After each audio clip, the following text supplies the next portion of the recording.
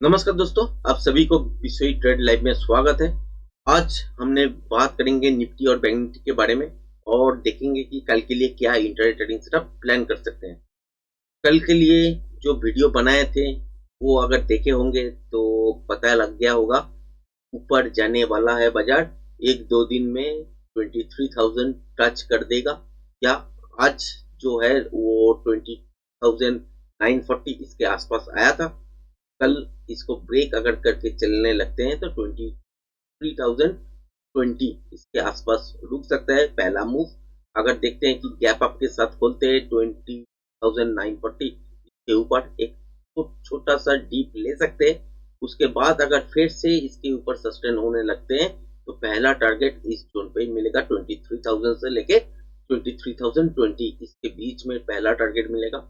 यहाँ पे अगर देखते हैं कि यहाँ से अगर डीप थोड़ा सा लेते हैं, ऐसे अगर होता है, मान लीजिए कि यहाँ से गैप अप खोला, नीचे की तरफ डीप लिया, फिर ये टारगेट बना, उसके बाद देखते हैं कि अगर कंटिन्यूएशन पैटर्न इस लेवल के आसपास बन रहा है तो मान के चलिए यहाँ से फिर ये जो 23,020 ये लेवल तोड़ने के बाद प्रोजेक्शन लेवल के हिसाब से दूसरा टारगेट आपको मिलने वाला है। वो कहाँ पे होगा?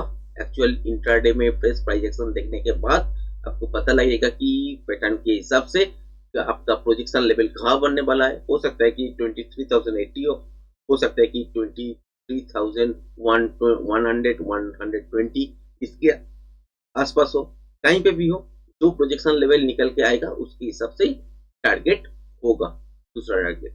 अगर यहाँ से रिवर्सल पैटर्न हो जाते हैं तो मान के चलिए रिवर्सल पैटर्न अगर बन जाते हैं तो यहाँ से सीधा नीचे के तरफ डीप लेगा और पहला टारगेट आपका यहाँ पे जो स्विंग लो बना होगा उसके आसपास, और दूसरा टारगेट यहाँ पे मोमेंटम के साथ चलने लगते हैं तो मान लीजिए यहाँ तक हो सकता है, जो कि है आपका 22,920 ये भी हो सकता है। और दूसरा टारगेट अगर आपका देखते हैं कि मोमेंटम के साथ चलते हैं तो 22,880 इसके आसपास से ये आ सकते हैं। ठीक है, तो मोटा मोटी अगर पकड़ लीजिएगा तो यहाँ पे आपका रेंज बाउंड टाइप का सिचुएशन, बहुत बड़ा मूवमेंट कल देखने वाले नहीं है। तो मान लीजिए कि अभी गैप डाउन के साथ खोला है और इस लेवल को ब्रेक कर दिए तो यहाँ से सीधा आपका शॉर्ट बनेगा। पहला टारगेट आपका यहाँ पे 22,800 के आसपास आपका पहला टारगेट बनेगा। इसके भी नीचे अगर बाजार को जाना है तो कंटिन्यूएशन पैटर्न बनाएगा, उसके बाद ये लेवल तोड़ने के बाद दोबारा सेल होगा और इंट्राडे में फ्रेश प्राइस एक्शन देखने के बाद जो प्रोजेक्शन लेवल निकल के आएगा उसके हिसाब से नीचे का टारगेट होगा। देख सकते हैं स्विंग लो के हिसाब से आप यहाँ पे 22,700 पकड़ सकते हैं, मगर एक्चुअल में अगर देखें तो प्रोजेक्शन लेवल निकलने के बाद जो टारगेट आएगा वही एक्चुअल टारगेट बनेगा मार्केट में। अच्छा, बैंक निफ्टी में अगर देखते हैं तो बैंक निफ्टी में इस जोन के अंदर ट्रेड करना का सोचिएगा मत। यहाँ पे नॉइस रह सकते हैं। जो स्कैल्पिंग ट्रेड करने जानते हैं तो ये जोन के अंदर थोड़ा बहुत छोटा क्वांटिटी लेके ट्राई कर सकते हैं। ऊपर अगर रिवर्सल साइन देखने को मिले और ऊपर में जा नहीं पा रहा है, इस लेवल को तोड़ नहीं पा रहा है, तो रिवर्सल साइन देखने के बाद शॉर्ट आ सकते हैं। अगर नीचे के तरफ आए तो ये जोन अगर नहीं तोड़ते हैं तो यहाँ पे भी रिवर्सल साइन अगर आते हैं तो यहाँ से यहाँ तक एक मोमेंटम स्कैल्पिंग ट्रेड बन सकता है। अगर स्कैल्पिंग नहीं ट्रेड करना नहीं आते हैं तो इस जोन को अवॉइड कीजिए। उसके बाद अगर क्लियर ब्रेक होने दीजिए। अगर देखते हैं कि गैप अप के साथ खोलते हैं 49,800 इस लेवल के ऊपर खोलते हैं, फिर एक डीप ले लेते हैं, जैसे कि यहाँ पे अगर खोलते हैं एक डीप ले लेते हैं, फिर इसके ऊपर सस्टेन अगर होने लगते हैं तो यहाँ से बाई होने का चांसेस ज्यादा बढ़ जाएगा। और टारगेट के हिसाब से अगर देखें तो 49,980 से लेके 50,000 तक आपको एक पहला टारगेट मिल सकता है। अगर कंटिन्यूएशन पैटर्न बनते हैं तो यहाँ से डीप तो थोड़ा लेगा, उसके बाद बाजार थोड़ा एसीनेस प्रेस करेगा। उसके बाद देखिएगा कि यहाँ से ये लेवल ब्रेक करने के बाद अब दोबारा टारगेट मिल सकता है ऊपर के साइड।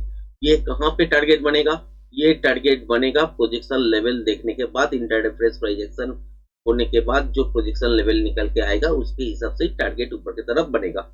ये एक्चुअल में कितना हो सकता है? आप प्रीवियस स्विंग हाई देख लो तो उसके हिसाब से रख सकते हो, मगर यहाँ से जो मोमेंटम मिलेगा, जो यहाँ से डिप मिलेगा, उसके हिसाब से ही आपको कैलकुलेट करना पड़ेगा कि पोजीशन लेवल कहाँ पे आने वाला है, उसके हिसाब से ही सेकेंड ट्रेड बनेगा। अगर मान लीजिए कि इस लेवल के आसपास से रिवर्सल हो जाता है, तो रिवर्सल पैटर्न बनते हैं, तो सीधा यहाँ से गिर जाएगा मार्केट, और पहला टारगेट इस बॉक्स के अंदर इस जोन के ही रहेगा, जो कि है 49,650, इसके आसपास रह सकते हैं। अगर मान लीजिए कि कल के दिन गैप डाउन के साथ खोलते हैं इस लेवल के आसपास, या इस लेवल को तोड़ के गैप डाउन के साथ खोलते हैं, एक बाउंस मिलना चाहिए। उसके बाद फिर से अगर दोबारा तोड़ते हैं तो नीचे की तरफ ये पहला टारगेट बनेगा, जो कि है आपका 49,400। इसके बाद अगर कंटिन्यूएशन पैटर्न बनते हैं ऐसे, तो कंटिन्यूएशन पैटर्न अगर नीचे की तरफ बनते हैं, तो मान लीजिए इस लेवल को ब्रेक करने के बाद आपको दोबारा देखने को मिलेगा ट्रेड, और इस हिसाब से पोजीशन लेवल जो निकल के आएगा उसके हिसाब से टारगेट यहाँ पे सेट होगा। क्लियर है? अगर रिवर्सल नहीं होता है, रिवर्सल पैटर्न अगर बन जाते हैं, तो कंटिन्यूएशन पैटर्न बनेगा तो ऐसे मूव होगा।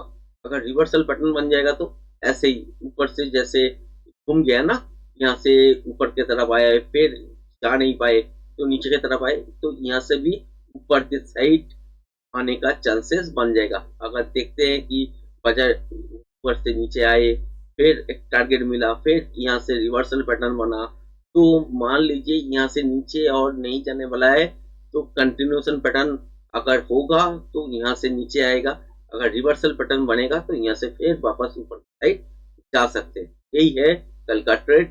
इससे नीचे अगर जाना चाहते हैं तो ये प्रोजेक्शन लेवल के हिसाब से टारगेट सेट करना पड़ेगा। यहाँ से भी अगर ऊपर की साइड जाना चाहते हैं तो यहाँ पे भी टारगेट मिलने पर आपको देखना पड़ेगा कि प्रोजेक्शन लेवल क्या बन रहा है, और रिवर्सल पैटर्न अगर बन जाता है इसके लेवल के आसपास, तो यहाँ से नीचे की तरफ आएगा, और यहाँ पे नीचे में भी अगर रिवर्सल पैटर्न बन जाता है तो यहाँ से फिर वापस ऊपर की साइड भागेगा, और उस टाइम आपको नॉइस दिखना चालू हो जाएगा। कल भी बहुत बड़ा मूवमेंट होने वाला नहीं है दोस्तों, रेंज बाउंड टाइप का सिचुएशन बना हुआ है, और जो प्रेडिक्ट किए थे कल आपके साथ कि 23,000 आपका लेवल 23,020 से लेके 80 उसी रास्ते में है, तो ऊपर के साइड ही सोचना है, और ऊपर के साइड एक डीप होने के बाद आप एक मोमेंटम ट्रेड हो सकते हैं। उसके बाद अगर देखते हैं कि पैटर्न के हिसाब से कंटिन्यूएशन ट्रेड निकलता है, तो फिर दोबारा ऊपर के साइड पोजीशन लेवल के हिसाब से टारगेट सेट करना है।